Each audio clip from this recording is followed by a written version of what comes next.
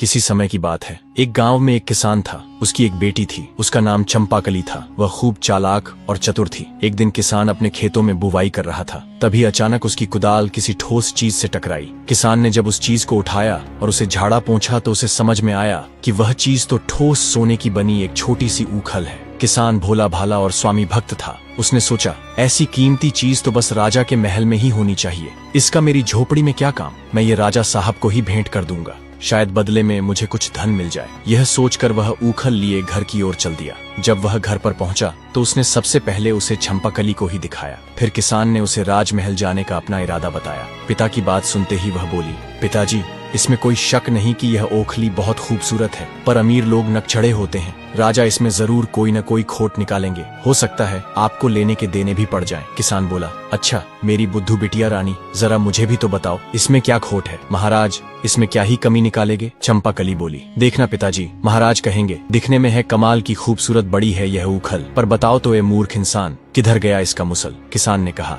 हमारा राजा कभी ऐसा नहीं बोलेंगे। तुम क्या उसे भी अपनी तरह बेअक्ल समझती हो। किसान ने ओखली एक थैली में डाली और चल पड़ा राजमहल की ओर। पहरेदारों ने पहले तो उसे रोका, लेकिन जब उसने राजा को उपहार देने की बात कही तो उसे दरबार में लेकर चले आए। दरबार में किसान ने राजा से कहा, अन्नदाता, मुझे अपने खेत में बुवाई करते समय यह ठोस सोने की सुंदर ओखली मिली है। मैं यह मानता हूँ कि यह केवल आपके महल में ही अच्छी लगेगी, इसलिए मैं यह आपको भेंट करना चाहता हूँ। आप मना मत करिएगा। राजा ने ओखली हाथ में पकड़ी, उसे हर ओर से घुमा फिरा कर देखा, फिर सिर हिलाते हुए बोले, दिखने में तो कमाल की खूबसूरत बड़ी है यह ऊखल, पर बताओ तो ऐ किसान, किधर गया इसका मुसल। हूबहू चंपाकली के ही शब्द राजा ने दोहरा दिए थे। बस किसान को मूर्ख इंसान नहीं कहा, क्योंकि राजा की भाषा में एक मर्यादा होती ही है। किसान अपने पर काबू न रख सका। उसने अपने माथे को ठोकते हुए कहा, हे भगवान, बिल्कुल वही शब्द, उसने भी तो यही कहा था। राजा ने उत्सुकता से किसान से पूछा, किसने यही कहा था। किसान बोला, गलती माफ करें सरकार, मेरी बेटी चंपाकली ने कहा था कि राजा साहब ऐसा ही कहेंगे।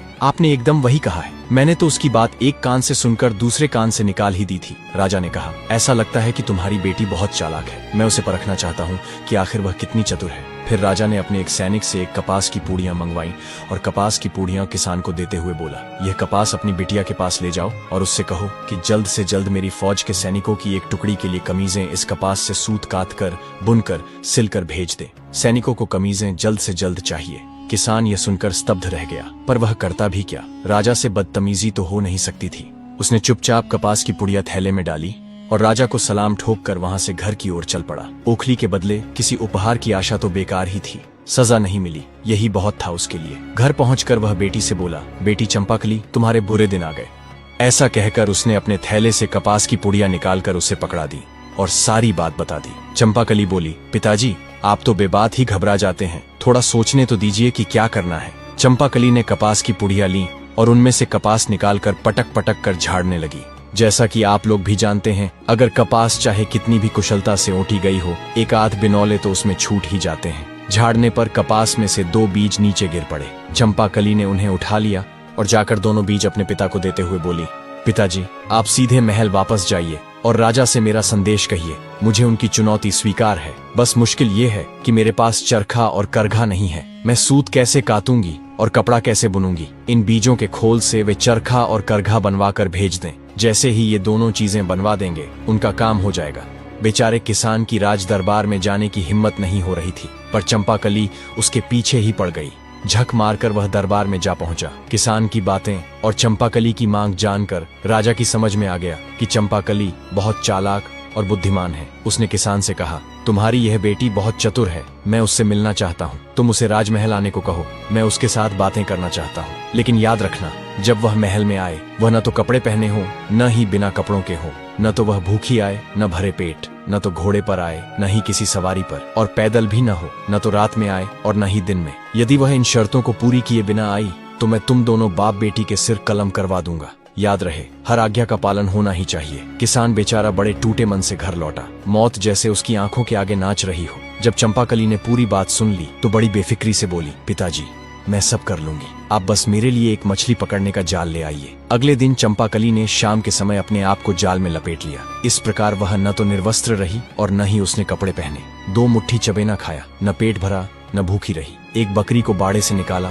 और उसकी पीठ पर एक गद्दी रखकर इस तरह बैठी कि एक पैर जमीन पर लगा रहे और एक ऊपर उठा रहे। इस प्रकार न वह सवारी पर थी, न घोड़े पर, और न ही पैदल जा रही थी। इसी रूप में वह शाम के समय में राजमहल पहुंच गई, जब न दिन था और न रात ढली थी। महल के पहरेदारों ने उसे पागल समझकर रोकना चाहा, पर जब उन्हें मालूम हुआ कि वह राजा के हुक्म से ही इस तरह आई है, तो उसे तुरंत भीतर तक पहुंचा दिया गया। राजा के दरबार पहुंचकर चंपाकली बोली, महाराज, आपकी आज्ञा के मुताबिक मैं आपके सामने हाजिर हो गई हूँ। चंपाकली को देखते ही राजा बेतहाशा हंस पड़े और बोले, चतुर चंपाकली, तुम तो बिल्कुल वैसी लड़की हो जिसकी मुझे तलाश थी। मैं तुमसे ही शादी करूंगा और तुम्हें अपनी रानी बनाऊंगा। बस एक शर्त जो तुम्हें माननी होगी कि तुम राज्य के मामलों में कभी दखल नहीं दोगी। बोलो, क्या तुम्हें मंजूर है? चंपाकली बोली, मैं जल्दी ही आपको इसका जवाब दे दूंगी। इतना कहकर वह वहां से आज्ञा लेकर चली गई। राजा को उसकी बुद्धि से पता चल गया था कि चंपाकली उससे अधिक सयानी है, इसलिए उसने ऐसी शर्त रखी थी। घर पहुंचकर उसने किसान पिता को यह खबर दी तो किसान बोला, यदि राजा की इच्छा तुमसे शादी करने की है तो तुम उसका विरोध तो कर नहीं सकती। आखिर वह राजा है। लेकिन तुम्हें हमेशा सावधान रहना होगा, क्योंकि जो आदमी मनचाहा तुरंत पाना चाहता है, वह अनचाहा तुरंत छोड़ना भी तो चाहेगा। इसलिए तुम अपने यहाँ की चीजों को यों का त्यों रहने दो। न जाने कब तुम उन्हें नापसंद हो जाओ तो यही सब तुम्हारे काम आएगा। चंपाकली अब भी कम उम्र की थी। उसने पिता की बातों पर बहुत ध्यान नहीं दिया और राजा को एक पत्र लिखकर शादी के लिए अपनी स्वीकृति भेज दी। राजा पत्र पढ़कर बहुत खुश हुआ। बहुत जल्दी ही पूरे राज्य में विवाह की धूमधाम मच गई और निर्धारित समय पर उनकी शादी हो गई। एक दिन एक किसान अपनी गर्भवती गाय को लेकर बेचने की इच्छा से राजधानी आया था, लेकिन उसे निवास के लिए किसी भी सराय में जगह नहीं मिली, क्योंकि सभी सरायें भरी हुई थीं। एक सराय मालिक को उस गर्भवती गाय पर दया आ गई। उसने किसान को अपनी सराय के पास पड़े छप्पर के नीचे गाय को रात भर रखने की इजाजत दे दी। किसान ने अपनी गाय की रस्सी पास खड़ी एक गाड़ी के पहिए से बांध दी। भगवान की माया, सुबह सबने देखा कि गाय ने रात में एक बछड़े को जन्म दिया था, जो लुढ़क कर गाड़ी के नीचे चला गया था। गाय का मालिक बहुत खुश हुआ। उसने अपनी गाय और बछड़े को संभाला और वापस घर जाने की तैयारी करने लगा। तभी गाड़ी का मालिक आया और कड़क कर बोला, खबरदार, जो बछड़े को ले जाने की कोशिश भी की। कल रात तुमने मेरी गाड़ी के पहिए से गाय बांधी थी, वह तुम्हारी है, पर बछड़ा मेरी गाड़ी के नीचे था, वह मेरा है। किसान बोला, लेकिन बछड़ा तो गाय के पेट से निकला है। गाय मेरी है तो बछड़ा भी मेरा ही है। गाड़ी वाला बोला, तुमने गाय बांधी थी, गाय खोल लो, वह तुम्हारी है, लेकिन बछड़ा गाड़ी के नीचे था। गाड़ी मेरी है तो बछड़ा मेरा है। बात तूल पकड़ गई। बहस गाली गलौज से बढ़ते बढ़ते हाथापाई तक पहुंच गई और फिर लट्ठम लट्ठा तक जा पहुंची। शोर शराबे से राजा के पहरेदार भी वहां आ पहुंचे। दोनों दावेदारों को राज दरबार में न्याय के लिए पेश कर दिया गया। उस राज्य का नियम कुछ समय पहले तक ऐसा था कि हर मुकदमे का फैसला राजा रानी मिलकर किया करते थे, लेकिन अब जब चंपाकली से राजा का विवाह हो गया था तो राजा की शर्त के कारण चंपाकली को दरबार के मामलों में बोलने की मनाही हो गई थी। इन दिनों किसान का मामला केवल राजा के सामने पेश हुआ। दोनों पक्षों की बात सुनकर राजा ने निर्णय दिया, बछड़ा तो गाड़ी वाले का ही है, क्योंकि वह गाड़ी के नीचे था, और बछड़ा इसी गाय का है, इसमें कोई शक नहीं, लेकिन इसका कोई चश्मदीद गवाह नहीं है। इस फैसले से गाय वाले किसान को बहुत दुख और निराशा हुई। बेचारा करता भी क्या। गाय का मालिक दुखी और निराश होकर सराय वाले के पास पहुंचा गाय लेने। तभी सराय वाले को उस पर बड़ी दया आई। उसने उसे रानी के पास जाने की सलाह दी और बोला, हमारी नई रानी बहुत चतुर है, वह तुम्हें जरूर कुछ उपाय बताएगी। किसान राजमहल पहुंचा और वहां के दरबान को अपनी पूरी कहानी सुनाकर बोला, भाई साहब, मैं बड़ा दुखी और गरीब आदमी हूँ, क्या आप किसी तरह मेरी भेंट नई रानी जी से करवा सकते हैं? दरबान बोला, मैं मजबूर हूँ भाई, राजा साहब ने किसी भी फरियादी को रानी से मिलने की सख्त मनाही कर दी है, मरता क्या न करता। किसान ने चोरी छिपे महल के आसपास चक्कर लगाना शुरू कर दिया। उसे एक बगीचे में रानी चहलकदमी करती दिखाई दी। फिर क्या था, बगीचे की बाड़ फांद कर गाय वाला अंदर जा पहुंचा और रानी के आगे गिड़गिड़ाकर अपने साथ हुए अन्याय की कहानी कह सुनाई। चंपाकली ने थोड़ी देर विचार किया, फिर बोली, मेरी बात ध्यान से सुनो। कल महाराज शिकार खेलने जा रहे हैं। वह एक ऐसी जगह जाएंगे जहां एक तालाब इस मौसम में हमेशा सूखा रहता है। तुम अपने साथ मछली पकड़ने वाला एक जाल और बंसी लेकर वहां चले जाना। जब राजा साहब दिखाई दें तो ऐसा अभिनय करना मानो तुम मछलियां पकड़ रहे हो। महाराज तुमसे जरूर पूछेंगे कि तुम सूखे तालाब में मछलियां क्यों पकड़ रहे हो। तब तुम उनसे कहना, यदि एक गाड़ी बछड़ा पैदा कर सकती है तो क्या सूखे तालाब में मछलियां नहीं मिल सकती?